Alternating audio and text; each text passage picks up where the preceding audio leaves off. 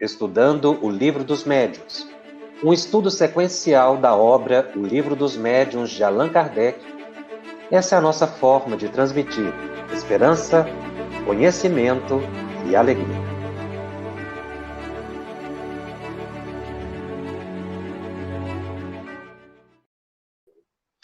Olá, este é o programa 20 da série Estudando o Livro dos Médiuns, aqui pela FEB TV, estudando hoje o capítulo 4 da segunda parte de O Livro dos Médiuns.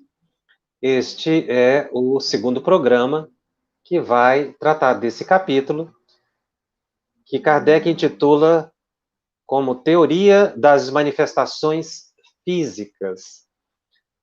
Nós estamos analisando com Kardec e com os espíritos superiores os fenômenos de efeitos físicos.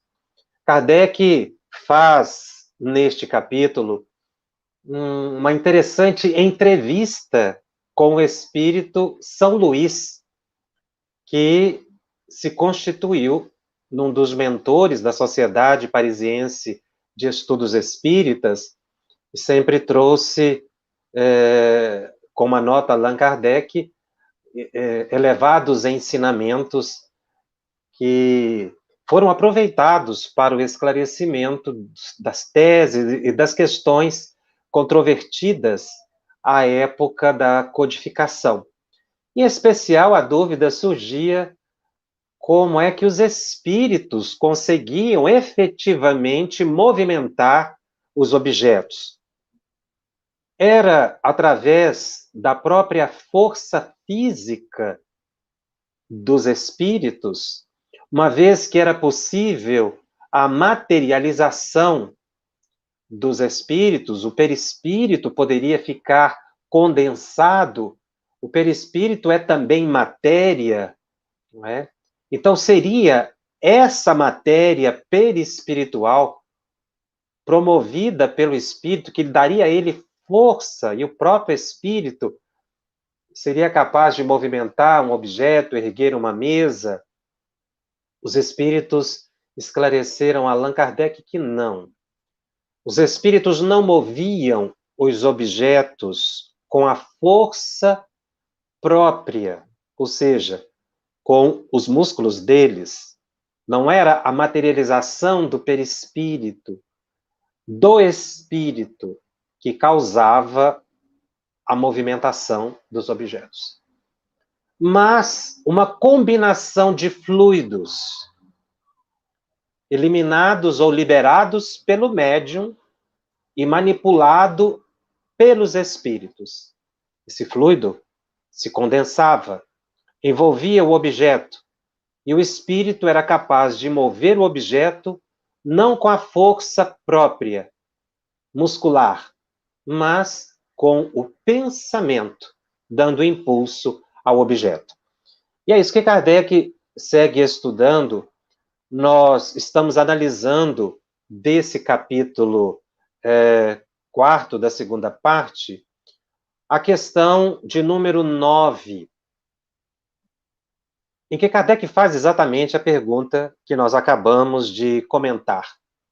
Será com seus próprios membros que, de certo modo, solidificados, os espíritos levantam a mesa? E São Luís responde: esta resposta ainda não te levará onde desejas.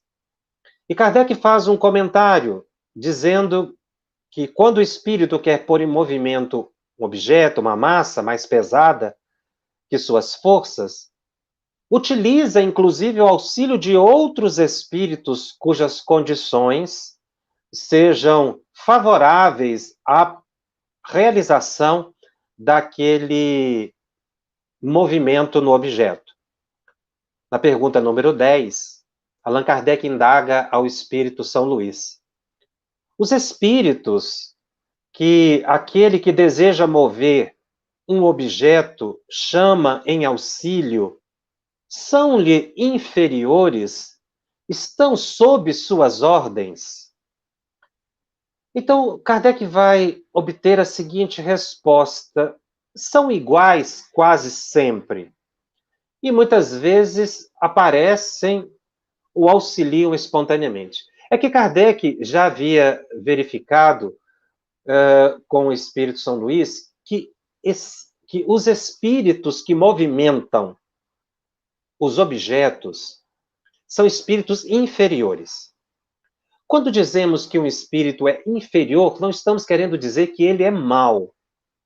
Estamos utilizando a classificação que Kardec faz na escala espírita. Então, é por comparação, superior com inferior. Ou seja, aquele que tem a maior elevação moral e de conhecimento daqueles que não têm tanta elevação moral assim. Como aqui na Terra, nós temos pessoas que têm maior saber e menor saber. Nós poderíamos dizer que são superiores em saber, em relação a uma pessoa que teria menor saber. Então, é uma supremacia dos espíritos, ou uma organização em função da elevação espiritual, uma hierarquia estabelecida pela alta moralidade. Assim como quando a gente chega perto de uma pessoa que emana muito amor, uma pessoa que emana solidariedade, cativante, a gente se sente com aquela sensação de veneração espontânea. E muitas vezes o consideramos superior a nós, dada a possibilidade que tem de emitir algo que muitas vezes não nos é comum, capacidade integral de renúncia, de doação. Então, a questão de superior e inferior é nesse sentido, e não na visão humana, como uma hierarquia em que uns determinam sobre outros, há uma subordinação. No mundo espiritual, as coisas não são equivalentes ao plano material. Nós temos que considerar essa superioridade como características de espíritos que já sofreram muito, que lutaram bastante e que conseguiram conquistar com esforço próprio uma condição de melhor domínio pessoal no mundo espiritual e que já tem condições de auxiliar os espíritos que vêm depois. Então, os espíritos superiores são aqueles que já caminharam tanto mais, como nós consideramos o próprio Mestre Jesus, que está adiante de nós, é nosso Mestre.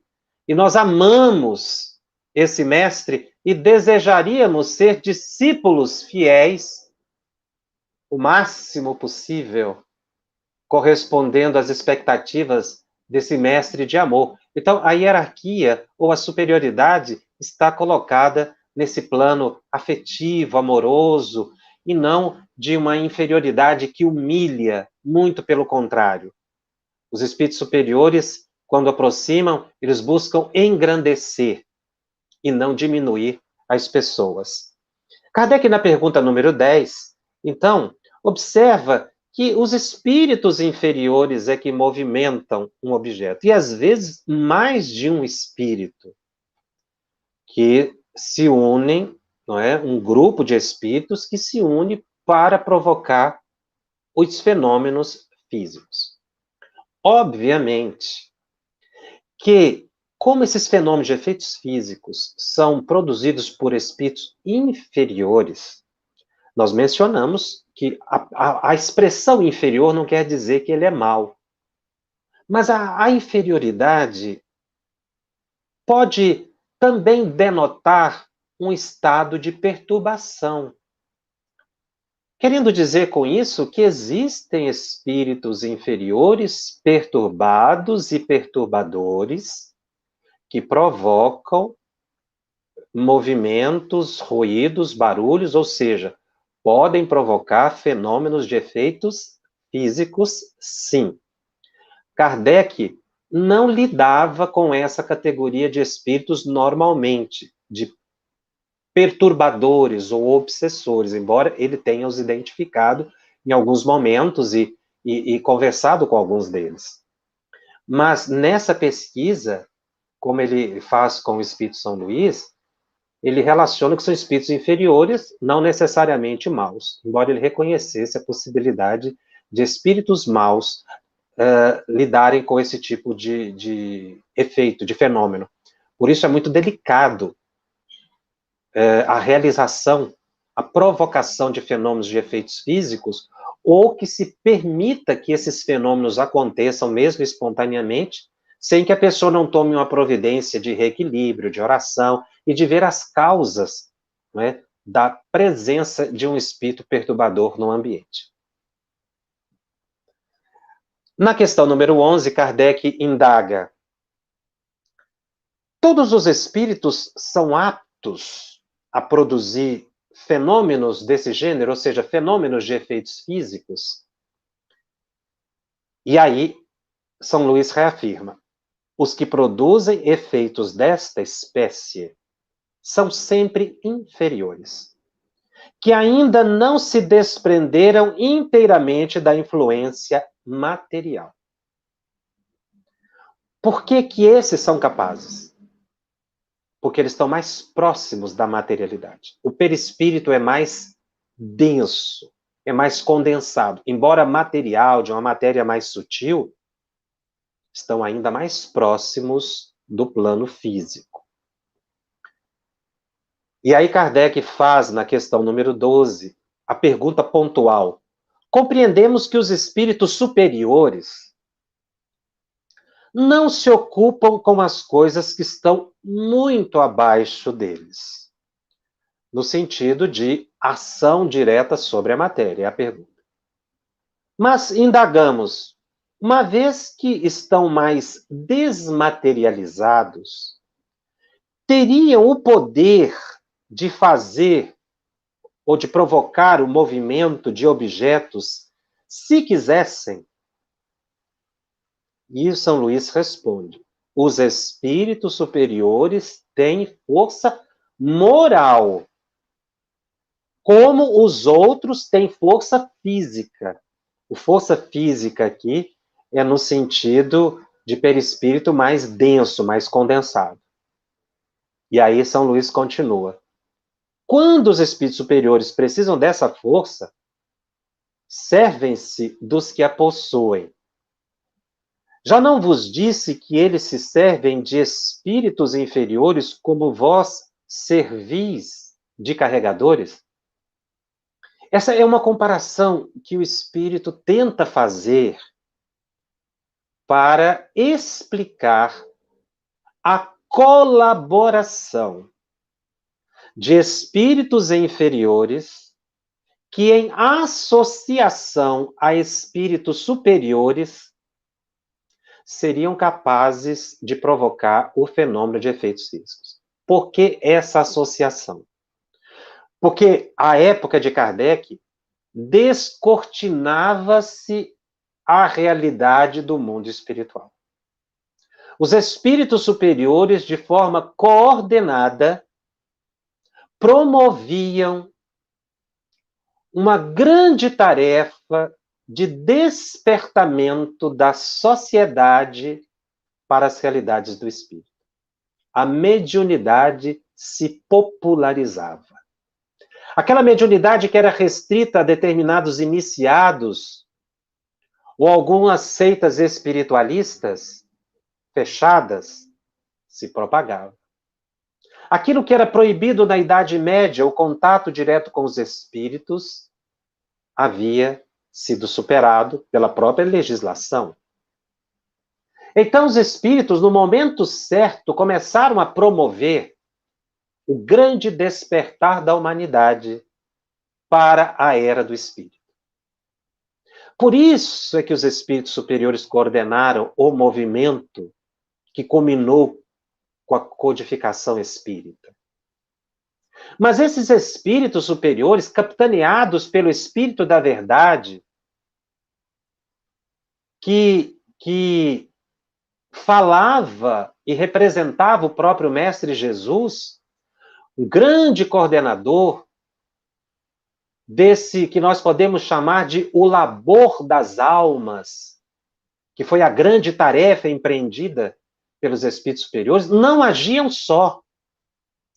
Eles contavam com levas e levas de espíritos, que de bom grado, com alegria no coração, colaboravam com os espíritos superiores. E muitos deles atuavam nos fenômenos de efeitos físicos. Isso é perceptível Porque muitas respostas que se obtinha através de pancadas, de movimentos rudimentares de um lápis, eram ideias muito lúcidas, sublimes, que denotavam inteligência elevada, e não propriamente um espírito inferior. Nós podemos até dizer que essa colaboração no mundo espiritual de espíritos inferiores com espíritos superiores foi uma tarefa mediúnica dos espíritos. Os espíritos de elevação mediana, que nós estamos aqui genericamente falando de inferiores, mas é de uma elevação mediana, eram os intermediários das almas sublimadas que de esferas muito superiores comandavam a realização da codificação espírita. Então nós vamos ver a mediunidade sendo exercida no mundo espiritual. Os espíritos inferiores estavam intermediando os pensamentos dos espíritos superiores. Então, quando disse que os espíritos superiores usavam a colaboração de espíritos inferiores para produzir fenômenos físicos, os inferiores estavam sendo médiums dos espíritos superiores. Por isso é que não havia contrariedade nessa atividade, eles faziam com bom grado. É o que Kardec vai dizer, utilizando a comparação dos carregadores. Tem pessoas que têm um corpo frágil, que não consegue carregar muito peso. Isso é normal. É a compleição física de cada um. Tem pessoas que têm já uma compleição física mais robusta. Então é muito comum a pessoa que não consiga carregar um objeto pesado se valha da participação, da colaboração de uma pessoa que possa, que tenha condições de carregar um objeto pesado. Isso não é uma questão de humilhação. Muito pelo contrário, é uma colaboração. E quem tem mais força física ajuda quem não tem a força física com muita alegria. Para não se ter, damos essa explicação, para não se ter essa ideia de um abuso dos espíritos superiores para com os espíritos inferiores, mas muito pelo contrário. Foi uma tarefa mediúnica, foi uma tarefa de colaboração.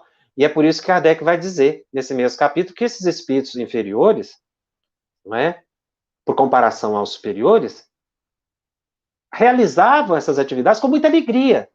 Claro que eles realizavam com alegria. Eles estavam sendo coordenados pelo Espírito de Verdade. E por abnegadas almas.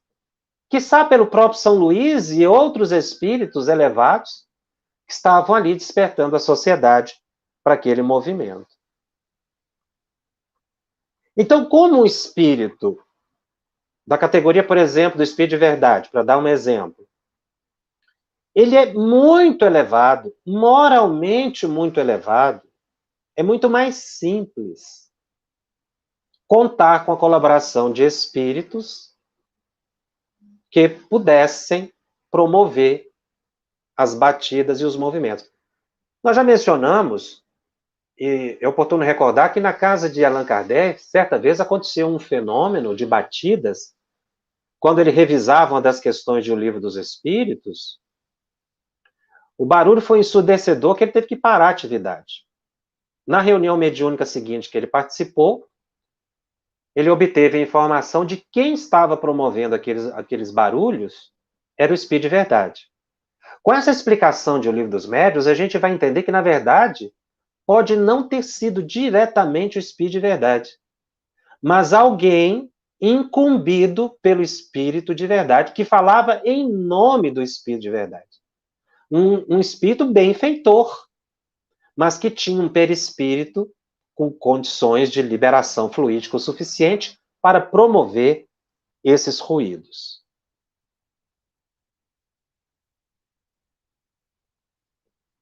Mas, como nós falamos, Kardec comenta numa nota a essa questão, que existem espíritos de baixa condição, sim, que também realizam fenômenos de efeitos físicos mais perturbadores, e Kardec vai dizer, são aqueles que estão presos às ilusões da vida terrestre.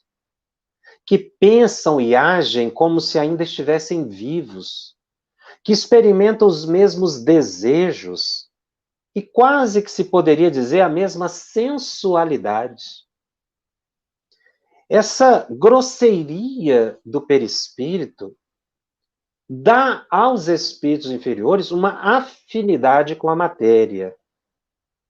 Então, torna espíritos, esse tipo de espírito também, perturbados e perturbadores, como aptos às manifestações físicas. Então, nós vamos ter duas categorias de espíritos, não é?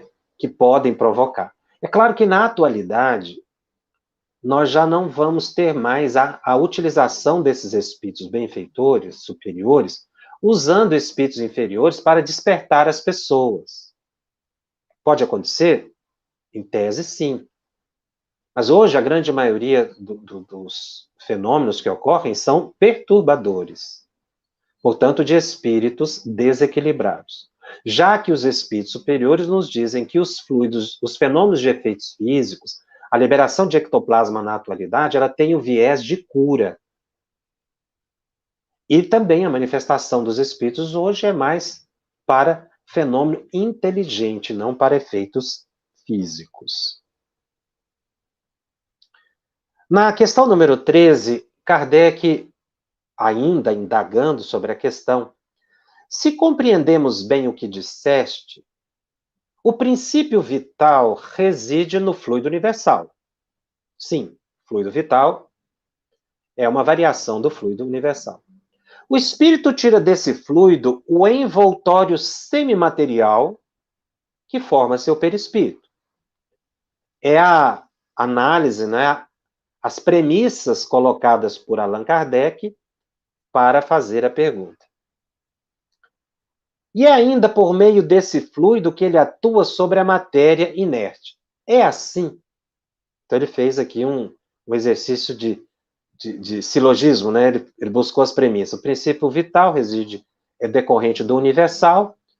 O perispírito é formado, portanto, desse fluido universal, e é utilizando essa matéria que o espírito vai promover os fenômenos de efeitos físicos. E aí, o Espírito São Luís confirma, não, Kardec, a sua análise está correta. Quer dizer, o espírito, empresta à matéria uma espécie de vida fictícia, artificial, o movimento do objeto. A matéria se anima como se tivesse uma vida animal. Isso ainda é por comparação. A mesa que se move debaixo de suas mãos vive como um animal. Veja, a mesa não se tornou um animal. Isso é uma comparação que São Luís está fazendo. Obedece por si mesma ao ser inteligente, que é o espírito que está movimentando. Não é este quem a impele, como faz o homem a um fardo. Quando ela se eleva, não é o espírito quem levanta. Então, não é como um carregador que põe um objeto sobre o ombro e o eleva do chão. Não é assim. Não é com o esforço do seu braço. É a própria mesa que, animada, obedece a uma impulsão que o espírito dá. Então, o espírito envolve a mesa com ectoplasma e a mesa é movimentada pelo pensamento do espírito. Não é pelo próprio perispírito do espírito. E aí Kardec faz mais uma pergunta, na 14. Que papel desempenha o médium, então, nesse fenômeno?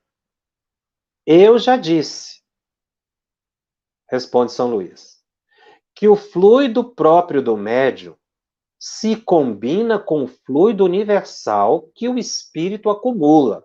O fluido universal está disperso na natureza. O espírito, pelo pensamento, agrega esse fluido, o cósmico universal, e vai uni-lo ao fluido liberado pelo médium e forma um fluido misto.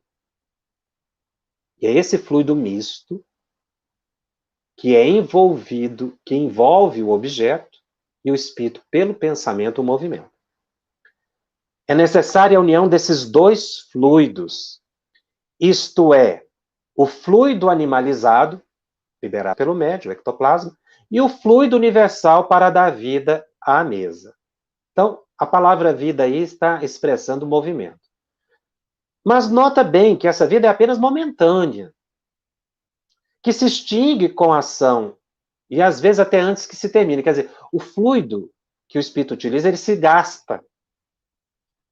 Então, um espírito está movimentando a mesa, de repente ela para. Por quê? Porque o fluido se esgotou, terminou, foi eliminado. Porque o espírito utiliza uma parte dos fluidos do médium. Não pode tirar tudo, senão o médium desencarna. É o que ele diz. Logo que a quantidade de fluido deixa de ser bastante ou suficiente para movimentar o objeto, ela se esgota.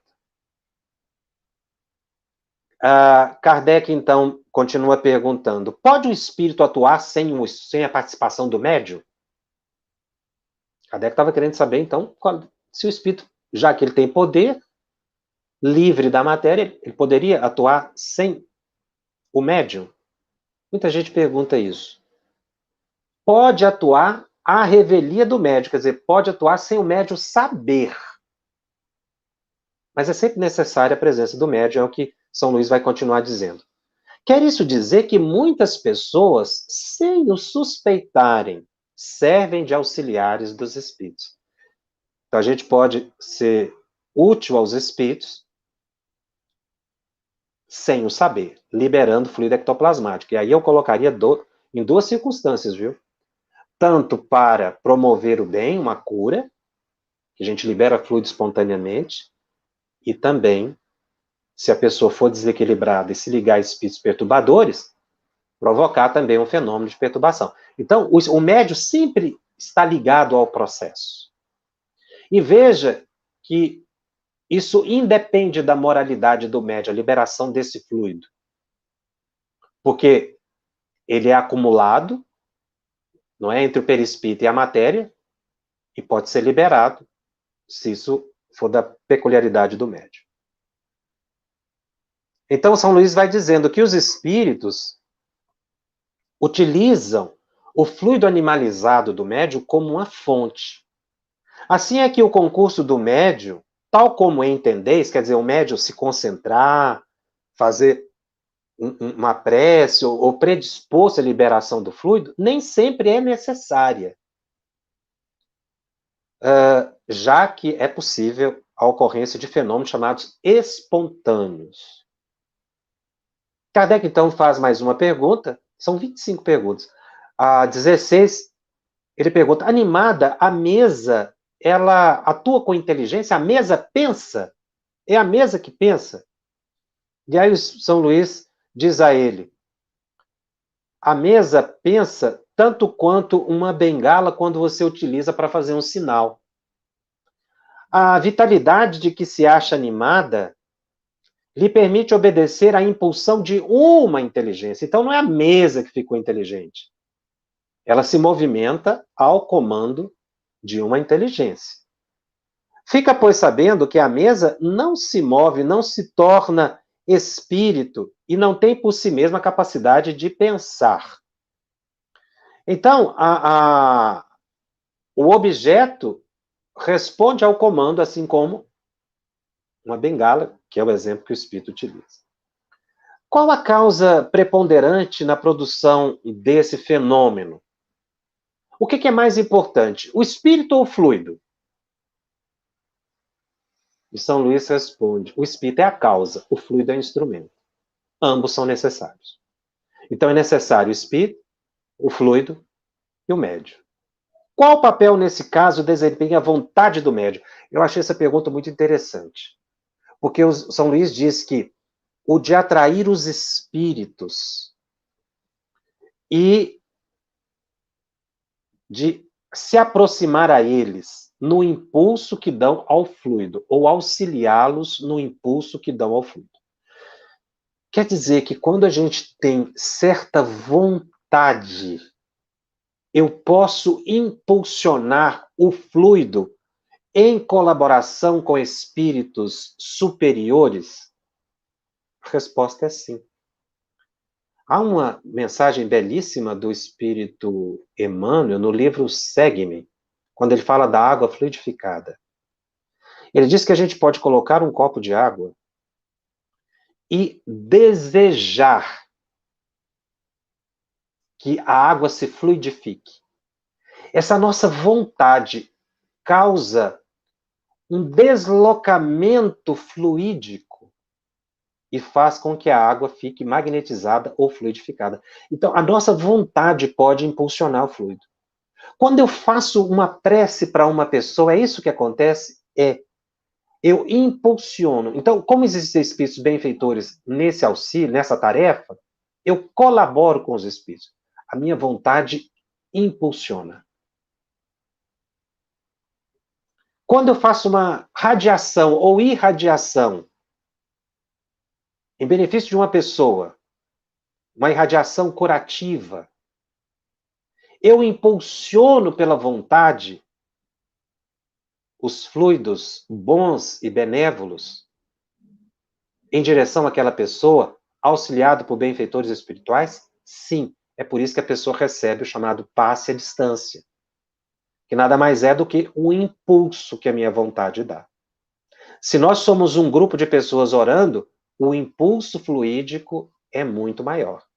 E o benefício da pessoa, se estiver sintonizada, vai ser obviamente maior, mas tudo coordenado por espíritos superiores. Agora vamos pular para o lado contrário. E se eu odiar uma pessoa? E desejar o mal para uma pessoa?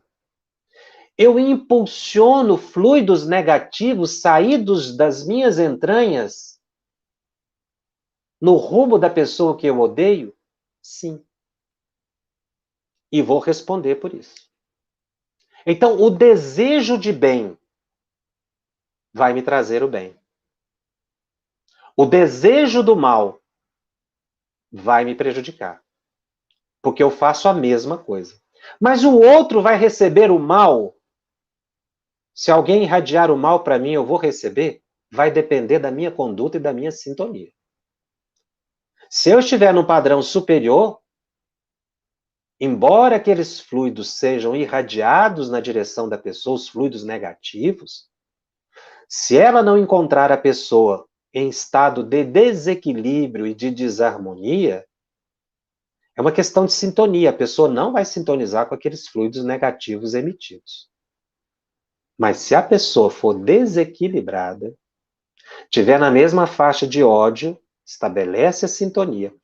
E aí acontece um fluxo e um refluxo de ódio, de mágoa, e esses fluidos são impulsionados de lá para cá.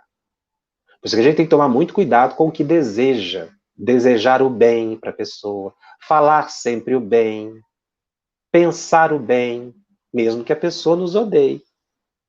Porque aí eu não sintonizo. Porque se eu fizer o contrário, eu sintonizo. Então, o meu desejo é fonte propulsora dos fluidos. Positivos ou negativos, dependendo da minha natureza. Dependendo do meu desejo. É o que Kardec obtém a resposta aqui. E as conclusões que a gente pode chegar. Kardec ainda faz uma segunda pergunta, ampliando essa ideia. É sempre indispensável a ação da vontade, no caso da vontade do médium? Aí São Luís diz, aumenta a força. Tá vendo? Mas nem sempre é necessária. Então, o que quer dizer que nem sempre é necessário? Porque, às vezes, somente o meu pensamento, às vezes eu não tenho desejo, mas aquele pensamento meu desequilibrado, que fica pensando na pessoa, eu vou causando um impulso. Eu vou liberando fluidos, que podem ser usados por espíritos malévolos, para prejudicar um e outro, os encarnados. Mas também usado por espíritos benfeitores, para promover a ação curativa. Então, a vontade, ela aumenta a propulsão fluídica, o impulso fluídico. Mas nem sempre é necessário, pois que o movimento, aí falando dos objetos, pode produzir-se até mesmo contra a vontade do médium, que aliás era uma coisa que se observava para comprovar a veracidade do fenômeno, né? Ou mesmo a seu malgrado, ou seja, nem que ele saiba, isso prova haver uma causa independente do médium. na questão 19, por que é que nem toda gente pode produzir o mesmo efeito? Ou seja, por que nem todo médium é capaz de produzir fenômeno de efeito físico? Não tem todos os médiuns o mesmo poder, a mesma capacidade doadora fluídica? É a pergunta. Aí São Luís responde: na verdade, não. Isso depende da organização e da maior ou menor facilidade com que se pode operar a combinação dos fluidos. Ou seja, tem pessoas que são dotadas de maior capacidade doadora de fluidos, tem pessoas que são dotadas de menor capacidade. Todos têm ectoplasma. Uns podem doar mais, outros menos, e vai depender também da afinidade dele com os espíritos. Que afinidade? Se é uma pessoa amorosa, bondosa, e vai aplicar um passe, orar em benefício de uma pessoa, o amor, segundo Emmanuel, quem tem amor tem poder. Eu acho essa expressão interessantíssima. Quem tem amor tem poder. O amor representa uma força excepcional. Então, ela se afiniza, a pessoa amorosa se afiniza com espíritos sublimados, que têm grande poder. Quem tem amigos tem poder. Agora, se a pessoa é desequilibrada, ela vai ter dificuldade de se afinizar com espíritos superiores. Ela talvez seja incapaz de liberar os fluidos saudáveis, curativos, porque ela mesma não tem. Por isso é que o médium de cura, ele tem que orar muito, ter muita disciplina, muita vigilância. Na verdade, todos nós temos, porque todos nós somos doadores de fluidos espontâneos. Então, precisa haver sintonia fluídica, né? Afinidade entre o espírito e o médium. É o que Kardec diz. Isso influi na maior ou menor simpatia do médium para com os espíritos, que encontram nele a força fluídica necessária. A palavra simpatia, que muita gente tem dúvida. O que significa essa palavra simpatia? Não é que a pessoa é simpática, agradável, não é nesse sentido de definição que a gente dá muitas vezes a palavra simpatia. A simpatia, Kardec usa a palavra simpatia muitas vezes no sentido de afinidade. Então, o espírito é simpático ao outro, ou seja, tem afinidade com aquele espírito, seja elevado ou inferior. E Kardec ainda, São Luís ainda continua explicando, essa força que se verifica com os magnetizadores é igual em todos. Ocorre que existem pessoas, e ele vai fazer uma classificação. Todos têm a possibilidade de liberação fluídica. Mas tem pessoas que são totalmente refratárias. Ela tem o fluido, mas não consegue liberar. Outras, as quais a combinação só se opera por esforço da vontade da parte delas. Então, a pessoa tem que fazer um esforço de oração, de concentração, ele tem que se acostumar a doar esses fluidos. Finalmente, outras pessoas em que a combinação se efetua muito naturalmente e facilmente. Por isso é que são instrumentos muito utilizados pelos espíritos superiores. Então, nós estamos vendo aqui que há uma questão de combinação fluídica, de afinidade.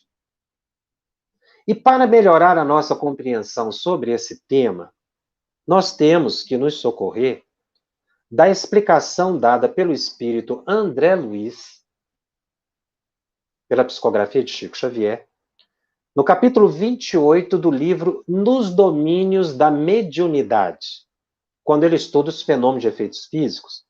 André Luiz disse o seguinte: se eles, os espíritos, pudessem contar com a mais ampla educação do médium, de certo, menos teríamos a temer falando das reuniões de efeitos físicos. Uma vez que o próprio médium colaboraria conosco. É a mesma ideia de Kardec, né? Na verdade, André Luiz dá um exemplo aqui, interpretando, é um dos grandes intérpretes de O Livro dos Médiuns, sobretudo nessa obra, Nos Domínios da Mediunidade, Mecanismo da Mediunidade. A materialização de criaturas e objetos de nosso plano, diz André Luiz, para ser perfeita, exige a mais segura desmaterialização do médium e dos companheiros que o assistem. A palavra desmaterialização está no sentido assim de se desprender dos desejos corrompidos da matéria, que foi aquilo que Kardec mencionou agora há pouco, sensualismo, o orgulho, a vaidade. Se o médium não se libertar, ele terá dificuldade de doação de fluidos. Por mais que nos consagremos ao trabalho dessa ordem, estamos subordinados à cooperação dos médiuns, né? Foi o que São Luís disse para Kardec: o médium é sempre necessário. Então, muitas vezes o espírito até quer fazer mais, mas não encontra no médium ressonância. Assim como a água, que André Luiz dá uma comparação aqui. Ela, para ser pura, ela tem que ser proveniente de uma fonte pura, de um canal puro. Se for um canal corrompido. É interessante também a descrição que o espírito André Luiz faz quando ele assiste uma reunião de materialização. Esse é o tema do capítulo 28 do livro Nos Domínios da Mediunidade. Ele descreve uma sessão de materialização e, a certa altura, ele descreve a liberação do ectoplasma pelo médium. Vejamos como André Luiz descreve.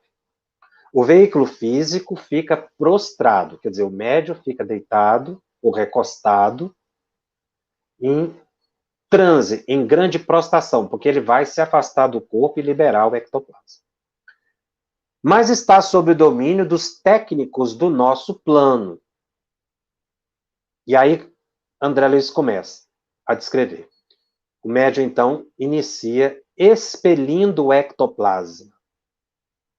Qual pasta flexível, à maneira de uma geleia viscosa e semilíquida, saída ou liberada através dos poros e com mais abundância pelos orifícios naturais, particularmente pela boca, narinas e ouvidos, com elevada percentagem a exteriorizar-se igualmente do tórax e das extremidades dos dedos. A substância caracteriza-se por um cheiro especialíssimo.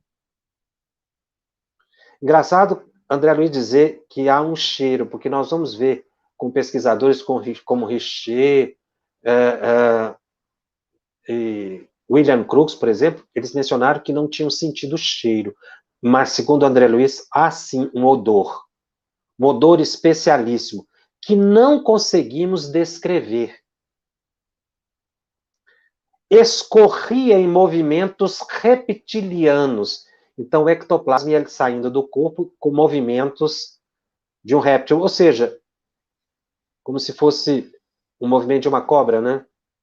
De um réptil, contornando-se. E acumulando-se na parte inferior do organismo medianímico, onde apresentava o aspecto de uma grande massa protoplásmica, viva e tremulante. Nesse caso, o ectoplasma ficou visível, condensado. Companheiros nossos prestavam carinhosa assistência ao médium, separado da vestimenta física, como se ele fora um doente ou uma criança. E aí André Luiz chega numa explicação excepcional dentro do próprio pensamento codificador. Porque nós lemos agora há pouco que o espírito se utiliza do fluido cósmico universal, manipula-o pelo pensamento e associa ao fluido ectoplasmático ou animalizado, que era a expressão utilizada por Allan Kardec, para formar um fluido misto e promover o fenômeno de efeito físico. André Luiz entra em maiores detalhes, confirma isso e dá mais algumas informações. Então, André Luiz vai dizer que esse material leve plástico que necessitamos para a materialização, que é o ectoplasma, ele é formado por 3 elementos essenciais. Ele chama de fluido A, B e C. O fluido A é representado pelas forças superiores e sutis da nossa esfera.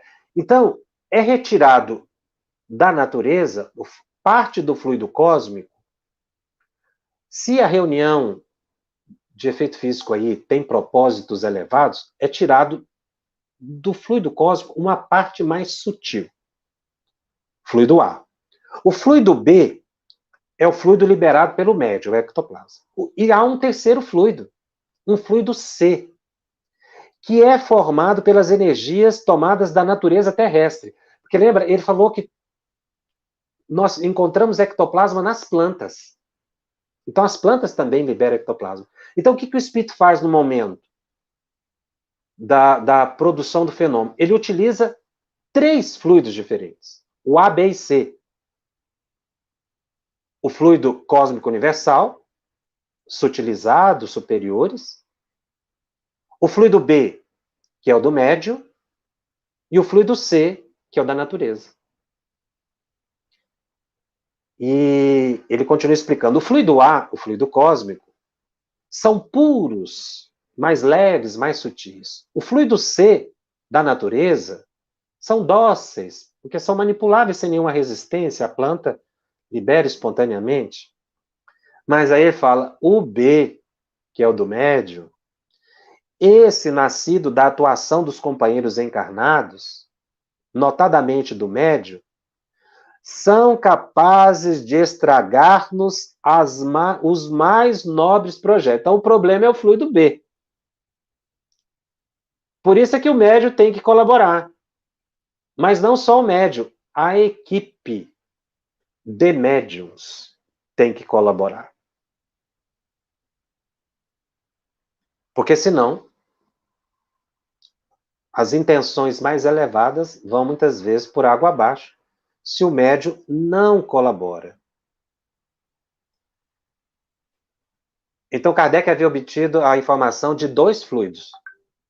André Luiz adiciona um terceiro.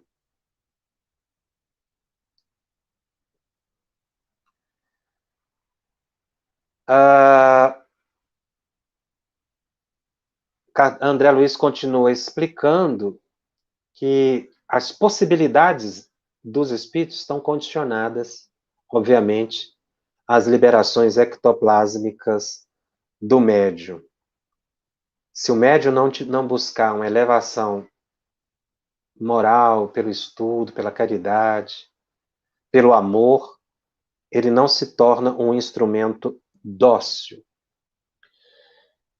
E aí, trazendo esse tema para um momento mais atual, que é essa realidade de reuniões mediúnicas, que nós já vimos que há liberação de grande ectoplasma, mas que não se materializa, porque os espíritos já não estão mais na fase de produção de fenômenos de efeitos físicos.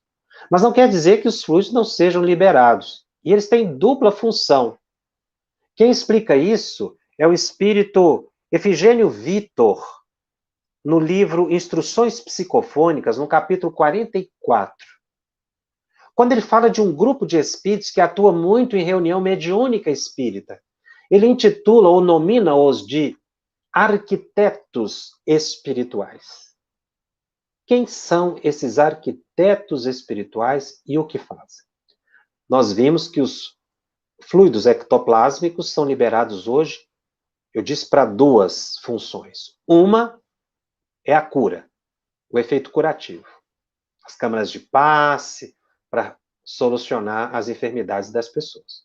Utilizado pelos espíritos, e muitas vezes nas madrugadas aí, usando médiuns, né, com grande potencial para cura. Mas e o segundo? Qual é a segunda finalidade? São usadas nas reuniões mediúnicas, liberado por todos os médiuns, sobretudo os médiuns de apoio. Por isso que André Luiz fala que não é só um médium que colabora na realização das boas ações, os bons fenômenos, mas o grupo. Então não pode responsabilizar só o dirigente e um médium. É o grupo, a equipe. Quem são os arquitetos espirituais, como dizer, e o que fazem?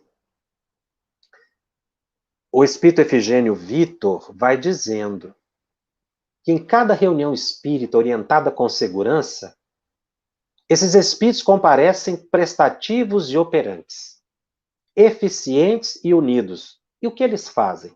Eles manipulam a matéria mental necessária à formação de quadros educativos.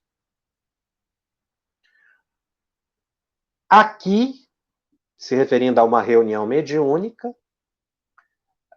com fins determinados. Efigênio Vitor explica que em cada reunião de pessoas existe um centro mental definido, o propósito das pessoas e da reunião, para o qual convergem todos os pensamentos, não somente dos desencarnados, mas também dos encarnados. Esse centro mental definido abrange um vasto reservatório de plasma sutilíssimo, ectoplasma, que se concentra dentro da sala da reunião mediúnica. O que os arquitetos espirituais fazem? Esses espíritos utilizam esses fluidos ectoplasmos não condensados para criar formas, pensamentos,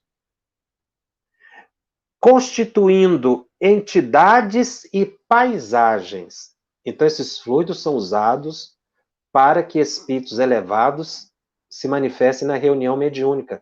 Por isso que, às vezes, um espírito em transe fala, nossa, estou vendo minha mãe, estou vendo um amigo, estou vendo um espírito de luz.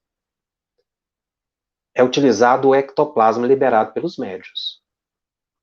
E também paisagens, telas, como uma televisão, coisas semi-inteligentes, com vistas à transformação dos companheiros dementados que intentamos socorrer.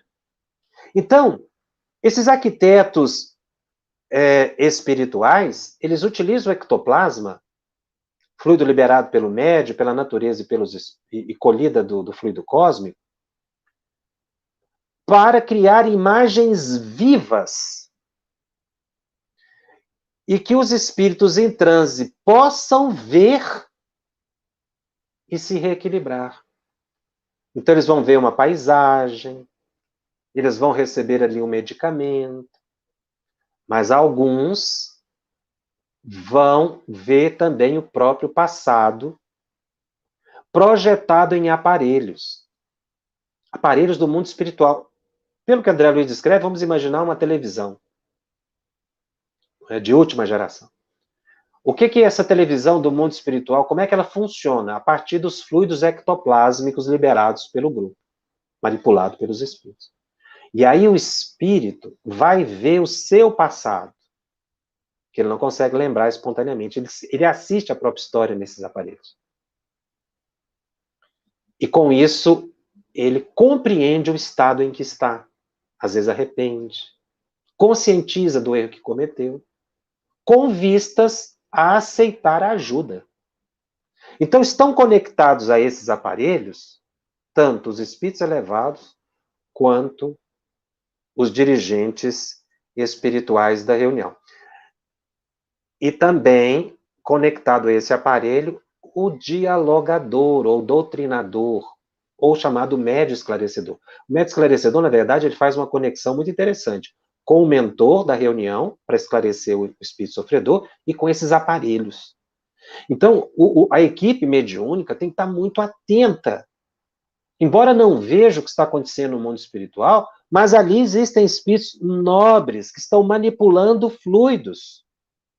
Então, o Efigênio Vitor vai dizendo, formam jardins, templos, fontes, hospitais, escolas, oficinas, lares e quadros outros que os nossos companheiros desencarnados se sintam como que tornando ou retornando à realidade pregressa e se põem mais facilmente ao encontro das palavras tanto do esclarecedor quanto dos próprios espíritos.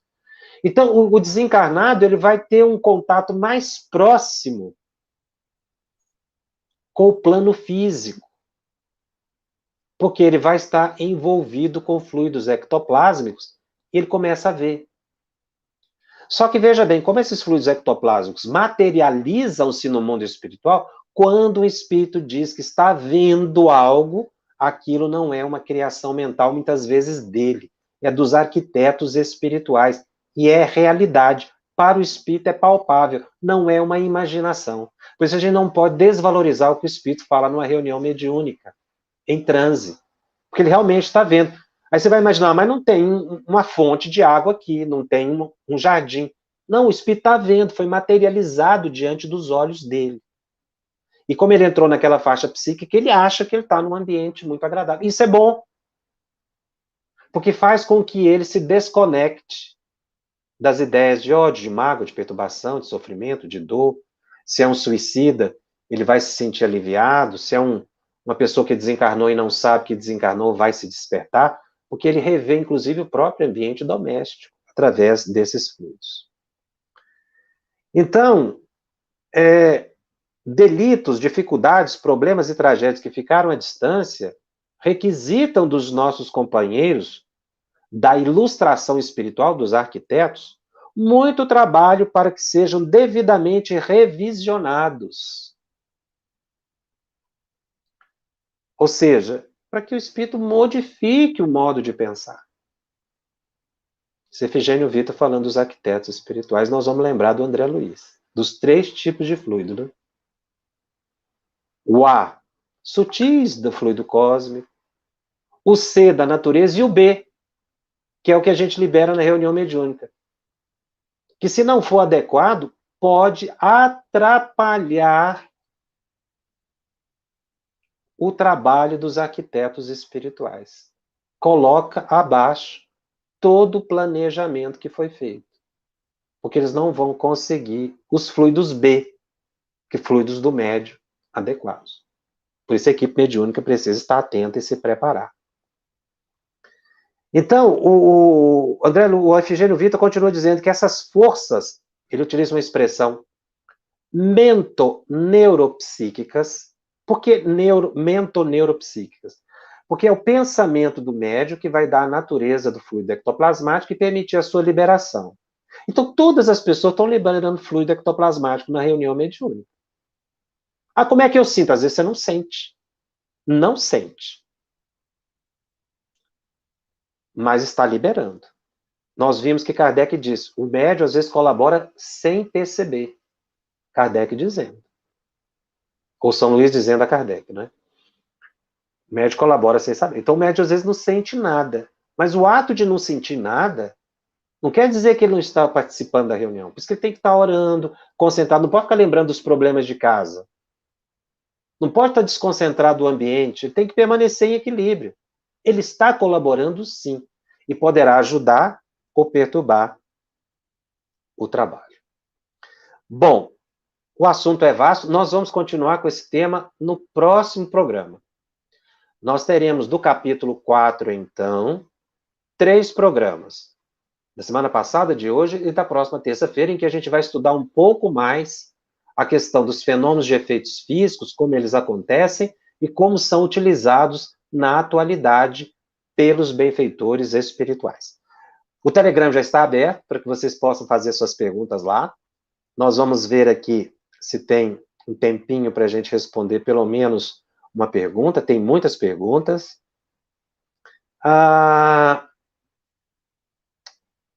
Sou médica e muitas vezes, após algumas consultas, me sentia muito cansada.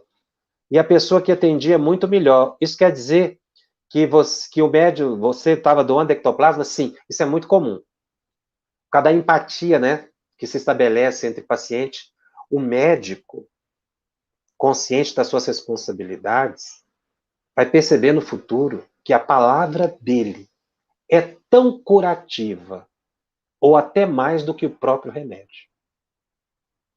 Porque ele induz o pensamento, o paciente a mudar de pensamento. E ele doa o ectoplasma. Como é que ele recupera depois? Muitas pessoas perguntam. Pelo repouso, pela prece, sabendo que tem benfeitores espirituais ali auxiliando. A Cláudia pergunta, quando tem um grupo de pessoas numa família reunida, é mais fácil acontecer esses barulhos, passos? É porque todos estão juntos? Provavelmente, muita gente liberando fluido no ambiente. Então, muita gente orando libera muito fluido bom no ambiente. Muita gente brigando libera muito fluido negativo no ambiente. Muita gente bebendo bebidas tóxicas vai liberar muito fluido negativo no ambiente. Mesmo que não haja os ruídos, aquele campo mental, aquele centro de concentração do ambiente fica muito perturbado. Tá? Bom, nosso tempo se foi, tem muitas perguntas, mas eu vou continuar nessa temática, e semana que vem eu vou responder um pouco mais de perguntas, essas que estão aqui todas catalogadas. Lembrando sempre que o nosso estudo está disponível também no podcast, no canal da FEB TV, no Spotify e nas demais plataformas de áudio streaming. Os nossos encontros semanais ficam gravados e disponíveis gratuitamente. Divulgue, compartilhe com aqueles que não puderam assistir ao vivo. E se você tem dúvidas acerca da mediunidade, gostaria de participar, conversar com a gente um pouco mais próximo e participar também da programação da FEB TV, acesse o Telegram, o grupo aberto, no endereço @FebTV_médios. Eu te espero na próxima semana para a continuidade dos estudos. Até lá, um grande abraço a todos. Estudando o Livro dos Médiuns, um estudo sequencial da obra O Livro dos Médiuns de Allan Kardec. Essa é a nossa forma de transmitir esperança, conhecimento e alegria.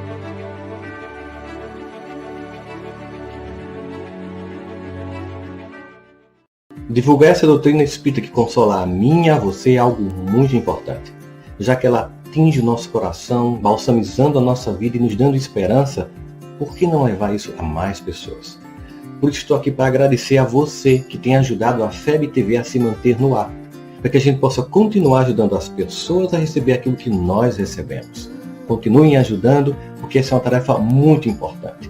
FEB TV é com você em todos os momentos.